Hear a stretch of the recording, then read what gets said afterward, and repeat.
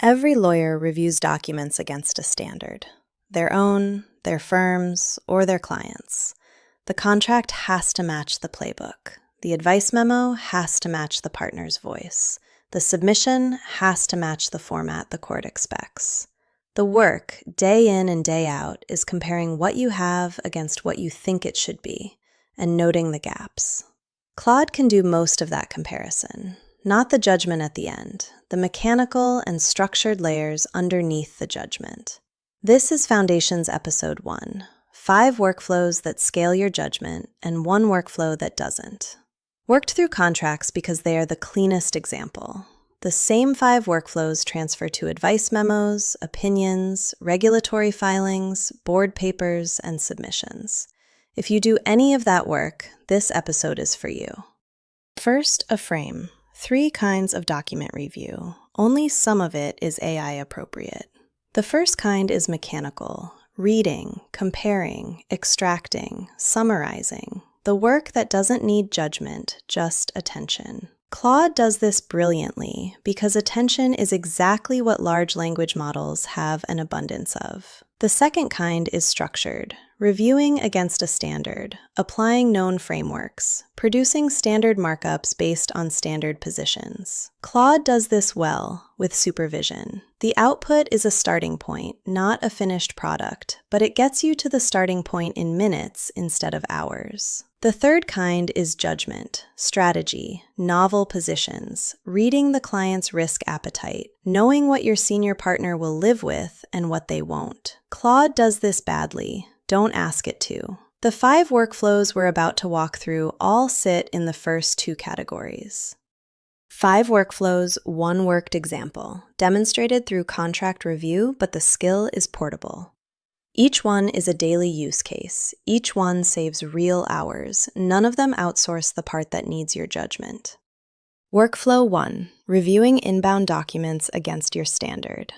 This is the single highest leverage use of Claude in document review. You upload the inbound, you upload your firm's standard positions or your in-house playbook or your own house style. You ask Claude to flag every clause that materially deviates from the standard and to tell you how it deviates. What used to be half a day of careful markup becomes 20 minutes of supervision. You're not delegating the review, you're delegating the first pass of the review. Then you sit with Claude's output, you check the calls it made, you correct the ones that are wrong, you push deeper on the ones that warrant it. The substantive work is still yours. The mechanical work is gone. If you only adopt 1 workflow from this episode, this is the one. And it works on contracts, advice memos, regulatory filings, anything you review against a standard.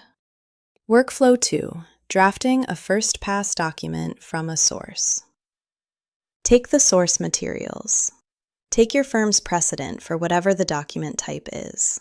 Together, those 2 contain 90% of what the first draft needs to look like. Claude can produce that first draft in the time it takes you to make a coffee. It won't get the nuance right. It won't anticipate every counterposition. It will miss the matter-specific issues your client cares about most. But it will get you 80% of the structural lift before you start applying judgment, which means the time you used to spend on assembly is now time you spend on the substantive parts that actually need a lawyer. For contracts, the source is a term sheet. For advice memos, the source is the instructions and the research. For submissions, the source is the chronology and the issues. The pattern is the same. Workflow 3, comparing 2 versions of a document. This one is mechanical, and Claude eats mechanical for breakfast. You drop in version 4 and version 5. You ask Claude to summarize every meaningful change, not the formatting noise, not the comma shifts, the substantive shifts. In about 30 seconds, you have a clean red-line summary in plain English. You see exactly what moved, you see what got deleted, you see what got slipped in. Especially useful for late-stage negotiations where versions are flying back and forth and your eyes are starting to glaze over. Claude's eyes don't glaze over. Workflow 4, extracting obligations and key dates. Every executed document has them. Every notification deadline, every renewal trigger, every indemnity clause that needs to be on someone's risk register, every payment milestone, every termination right with a window attached. The post-execution discipline most documents never get because nobody has the time to do it manually. Claude has the time.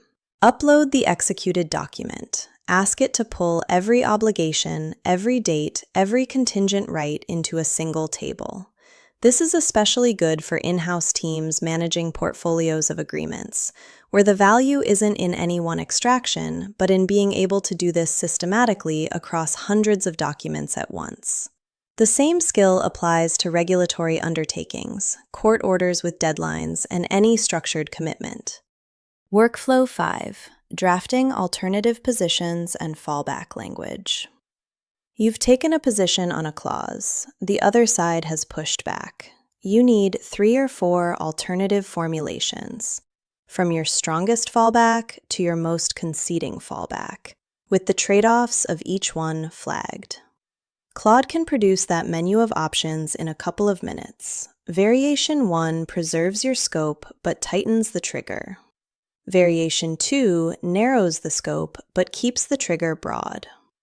Variation 3 concedes one element but adds a corresponding protection, and so on. You bring the commercial judgment about which one suits the matter. Claude brings the cognitive lift of generating the options under pressure, which is exactly when you want that lift removed from your plate. Let's deep dive on Workflow 1, because it's the one most worth getting right. Here's the prompt the panel actually uses. Attached, the inbound document plus your firm's standard or playbook. For every clause that materially deviates from the standard, identify the clause, quote the standard position, describe the deviation in plain English, rate the commercial risk, low, medium, or high, output as a table, and then the line that does the most work. Flag any clause where you are uncertain rather than guessing. That last instruction is the one that prevents fabrication. It tells Claude that admitting uncertainty is a valid output, not a failure mode. Without that line, Claude will sometimes confabulate a comparison just to fill the table. With it, Claude flags its own uncertainty and lets you decide whether to look closer. Use it on every review prompt. It's a one-line change that materially improves output reliability. Now the workflow that doesn't work. Don't ask Claude what your client's risk appetite is. Don't ask whether a clause is acceptable to your client. Don't ask Claude to make the call on whether to walk away, accept a softer position, or push harder on a term. Claude doesn't know your client. It doesn't know the matter context, the relationship history, the strategic stakes, the partner who's going to sign off, the regulator who's going to read it. The judgment work stays with you. Always. The workflows that work are the ones where Claude does the mechanical lift and you do the judgment. The workflow that doesn't work is the one where you try to make Claude do the judgment. That's not what the tool is for. Next episode, build a junior associate that thinks like you. How to reverse engineer your own drafting standards into a Claude evaluator your team can use. Subscribe so you don't miss it. That's the episode. See you in the next one.